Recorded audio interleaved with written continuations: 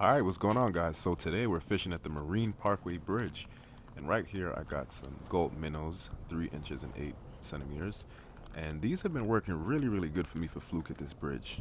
I met a guy the other day, pretty late at night, who was giving me some tips on fishing for fluke over here. Because one, I've never caught fluke at the Marine Parkway Bridge.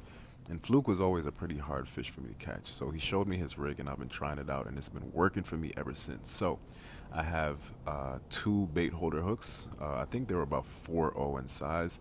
I tied 2 dropper loops. I put the bait holder hooks on and I put the gulps on the bait holder hooks with, I believe it was a 2-ounce weight. So when I first started fishing, I used to bring like 4 12-foot long heavy surf rods and I'd stick them in the sand and put clam and bunker on like a high-low rig, and that barely worked for me. So this year I'm trying out some new techniques.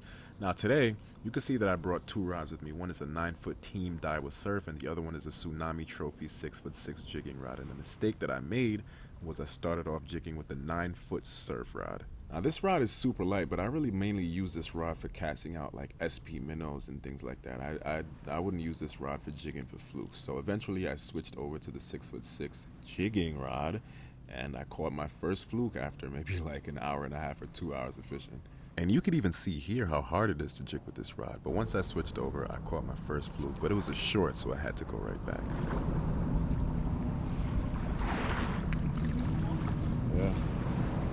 So the sun was going down, and I was always under the impression that fluke don't bite at night. But boy, was I wrong, because here it's like the fluke bite just does not stop. And this has been consistent the past maybe like 3 or 4 times that I fished at this bridge.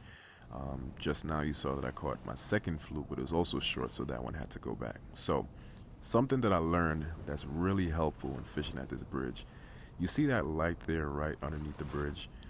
If you don't cast into or near that light, you're probably not going to get any fluke. You have to cast right into the line of that light and just jig. Like, you see how fast I'm jigging? You got to jig really hard and really fast, and then those fluke will hit it. Now, tonight, it seemed like there was just a whole bunch of short fluke, and when they bite, sometimes you don't even feel the hit. You'll just be jigging, then you just feel like a little bit of weight. Then you jig some more, you might feel like 1 or 2 head shakes, and then you start reeling in, and you realize that you got a short fluke, which is exactly what happened right here. Another short fluke. So it was just a night of catching a bunch of short fluke.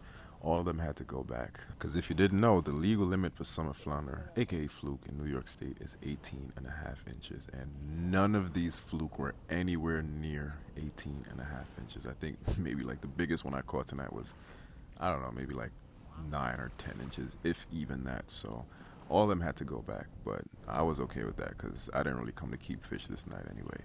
So here you can see it's really dark. I don't even remember what time it was. It's probably closer to like 9 or 10 p.m.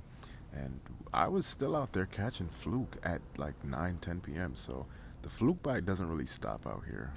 But there is a technique if you want to catch bigger fluke. And what you have to do is you got to use peanut bunker. But I'm going to put that in another video where I purchased a cast net, caught some peanut bunker on my own, and then threw them out there and caught some bigger flukes. So you guys will see all of that in the next video. So here you can see me catching my last fluke for the night. It was getting way too dark and the GoPro really can't shoot that well in low light. So this is basically the end of this video.